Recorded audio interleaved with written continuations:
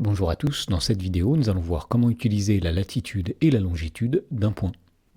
Dans l'exemple, on nous dit que le planisphère suivant représente le globe terrestre et on nous dit qu'on a placé 4 points A, B, C et D sur celui-ci. Donc effectivement sur le planisphère qui est ici, nous voyons 4 points A, B, C et D.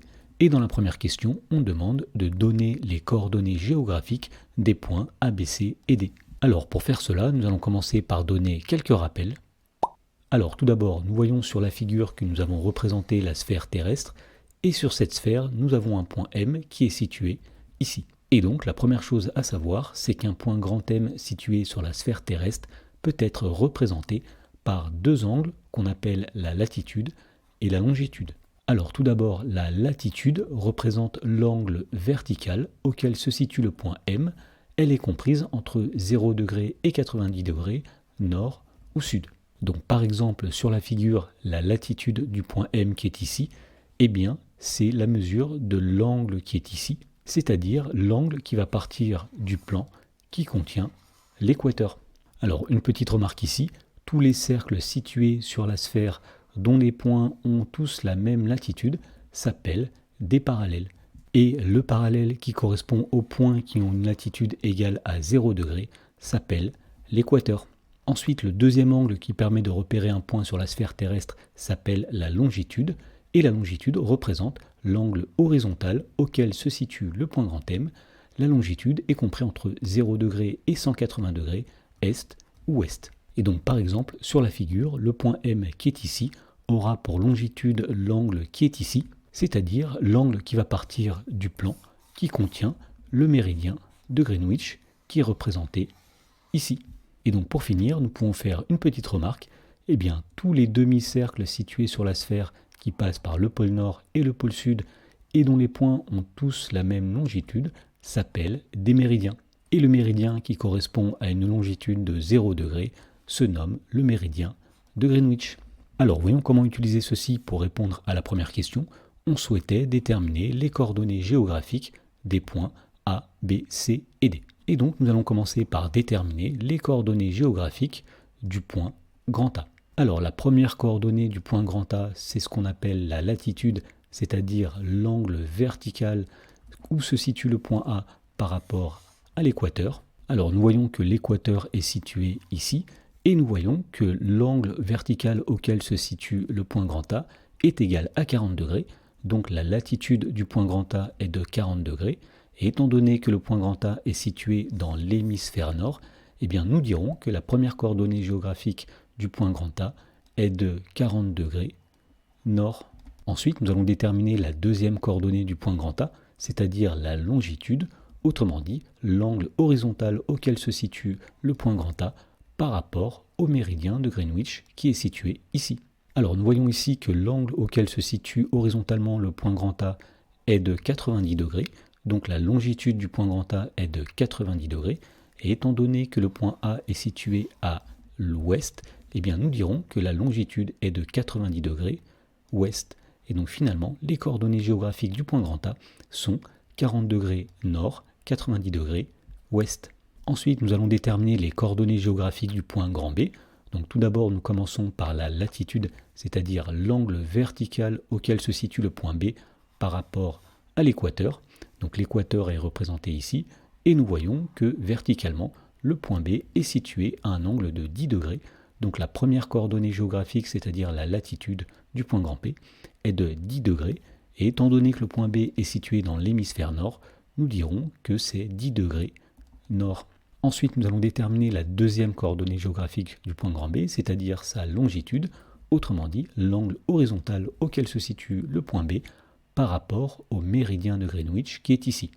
Alors nous voyons que l'angle auquel se situe le point B horizontalement est de 30 degrés, donc la longitude du point B est de 30 degrés, et étant donné que le point B est situé à l'est du méridien de Greenwich, nous dirons que la longitude est de 30 degrés est, et donc finalement les coordonnées géographiques du point B sont 10 degrés nord pour la latitude et 30 degrés est pour la longitude.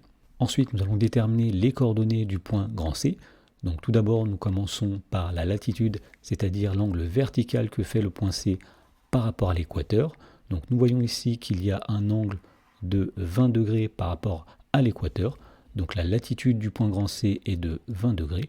Et étant donné que le point C est situé dans l'hémisphère sud, eh bien sa latitude sera de 20 degrés sud. Ensuite, nous allons déterminer la longitude du point C, c'est-à-dire l'angle horizontal auquel se situe le point C par rapport au méridien de Greenwich qui est ici.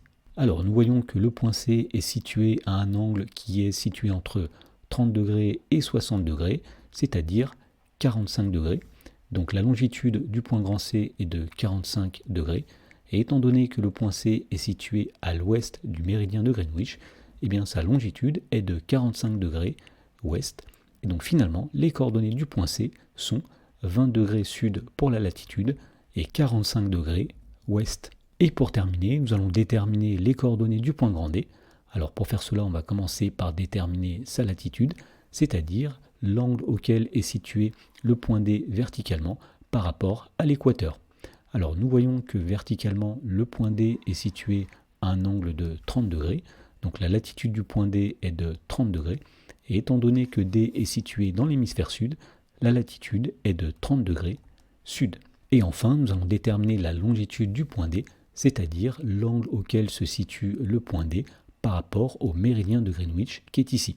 Et donc nous voyons que le point D est situé à un angle de 150 degrés par rapport au méridien de Greenwich. Donc la longitude du point D est de 150 degrés. Et étant donné que D est situé à l'est du méridien de Greenwich, eh bien sa longitude est de 150 degrés est. Et donc finalement, les coordonnées de D sont 30 degrés sud, 150 degrés est. Dans la question numéro 2, on nous demande de placer les points suivants sur le planisphère à partir de leurs coordonnées géographiques. Donc tout d'abord, nous avons le point E qui a pour coordonnées 50 degrés nord, 120 degrés est. Alors pour placer le point E, on va tout d'abord utiliser sa latitude, c'est-à-dire 50 degrés nord. Donc on va se repérer ici avec l'équateur. On va regarder au nord de l'équateur et on va monter d'un angle de 50 degrés. Autrement dit, le point E est situé sur le parallèle qui est ici. Ensuite, on sait que la longitude du point E est de 120 degrés est. Donc on va repérer le méridien de Greenwich et on va se déplacer de 120 degrés à l'est de ce méridien. Donc l'est est ici, 120 degrés sera ici. Donc le point E sera situé sur le méridien qui est ici. Et donc finalement, le point E sera situé à 50 degrés nord et 120 degrés est, c'est-à-dire que le point E sera situé ici. Ensuite, nous allons placer le point F, dont la latitude est de 30 degrés sud et la longitude est de 60 degrés ouest. Donc on commence par repérer la latitude qui est ici. Donc 30 degrés sud, on va se placer au sud de l'équateur, c'est-à-dire ici, à un angle de 30 degrés. Donc le point F est situé sur ce parallèle. Ensuite, on sait que la longitude du point F est de 60 degrés ouest. Donc par rapport au méridien de Greenwich qui est ici, on va se déplacer d'un angle de 60 degrés, c'est-à-dire que le point F sera situé sur ce méridien. Et donc pour conclure, le point F sera situé à l'intersection de ce parallèle et de ce méridien, c'est-à-dire ici. Ensuite, on nous demandait de placer le point grand G dont la latitude est de 35 degrés nord et la longitude est de 120 degrés ouest. Donc on va commencer par repérer la latitude de 35 degrés nord. Donc par rapport à l'équateur qui est ici, on va se situer au-dessus puisque on est au nord. Et on va repérer ensuite un angle de 35 degrés. Donc ici nous avons 30 degrés, 40 degrés. Donc 35 degrés sera au milieu. Et donc le point grand G sera situé sur le parallèle qui est ici. Ensuite, on sait que la longitude du point grand G est de 120 degrés ouest. Donc par rapport au méridien de Greenwich qui est ici, on va se déplacer de 120 degrés vers l'ouest. C'est-à-dire que le point grand G sera situé sur le méridien qui est ici. Et donc finalement, le point grand G sera situé ici. Et enfin, on nous demandait de placer le point grand H, dont la latitude est de 50 degrés nord et la longitude est de 120 degrés est. Donc on va commencer par repérer la latitude du point grand H. Donc étant donné que le point H a une latitude de 50 degrés nord, on va être situé au-dessus de l'équateur. Et nous allons repérer ici l'angle de 50 degrés qui est ici. Et donc le point grand H sera situé sur le parallèle qui est ici. Dans la question numéro 3, on nous demande de placer sur le planisphère la ville de Yersac qui est située en France et qui est située sur le méridien de Greenwich et qui a une latitude de 45 degrés nord. Alors commençons par utiliser la latitude de la ville de Yersac. Elle est de 45 degrés nord, Donc par rapport à l'équateur, on va repérer un angle de 45 degrés au-dessus. Donc la ville de Yersac sera située sur ce parallèle. Et étant donné que cette ville est située sur le méridien de Greenwich, nous pouvons dire qu'elle est située ici. Et pour conclure, on peut dire que les coordonnées géographiques de la ville de Yersac sont de 45 degrés nord pour la latitude et 0 degré, alors est ou ouest c'est pareil, pour la longitude.